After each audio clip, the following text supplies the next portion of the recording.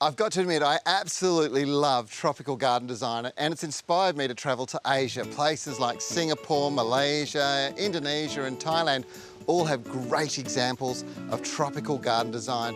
But we have them here in Australia too. The top end, of course, Cairns, and over here in Western Australia, Broome. I'm taking you into a garden on the edge of Cable Beach. It's full of inspiration to create that tropical lifestyle environment of your own at home. A classic example is this resort and wedding destination. It's called the Billy, a take on the local Aboriginal name Billingur, which is the name for Cable Beach. It's absolutely stunning.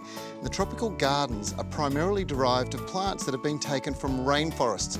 And the challenge for the designer was not just including them, but positioning them correctly, or else they'll take off and the forest will reclaim the gardens. Now, if you really do love the tropical landscape, you'd like to get it at home, there are a lot of plants that you'll find in this garden that I can show you that have universal adaptation. They'll grow in cooler climates as well and give you the same effect. This is the sacred lily of the Incas. It's a stunning plant. The foliage is very much like, say, an agapanthus. The idea with this is you mass plant them in shaded garden beds. They will grow in full sun quite well as well, but the real highlight is through the warm months of the year, you get these amazing flowers. And every day you will get two beautiful white, ornate, spider-like flowers like these. They'll live for one full day. And then the next day you get two brand new ones. Those are the buds coming through. And then the next day, two new ones, and so on and so on and so on. Another plant found here commonly is the cycad. There's a huge family of these plants that are some of the oldest surviving plant species on the planet. They do grow in cooler climates in gardens really well, and planting them adds form and structure to a garden.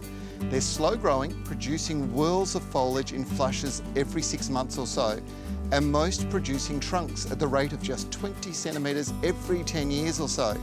One common problem with these is frizzy burning of the foliage. It's a sign of a lack of micronutrients, so make sure your fertiliser has trace elements or rock minerals in it. Now, this has to be one of my all-time favourite tropical plants. It's absolutely sensational, called the Croton.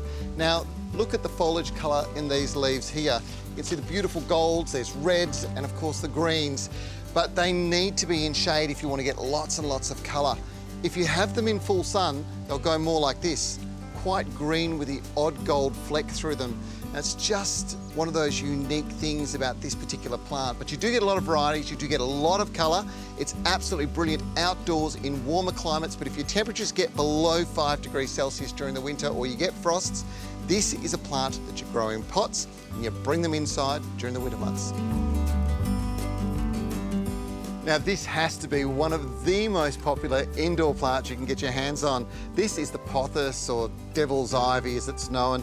It's a really hardy plant, easy to grow, and once it gets growing, well, it starts to put big long runners like that. But of course, once it starts to take off, and if you're in a place like Sydney, you can actually plant this outside up against a tree, and as it grows bigger, the foliage gets bigger and even more bolder. It looks sensational. In the cooler climates, you're best to treat it as an indoor plant. And here's a little tip with it. Don't be scared to cut pieces off, stick them in a glass of water, they'll drop roots out, the shoots will keep going, and you'll end up with more plants. It's that easy.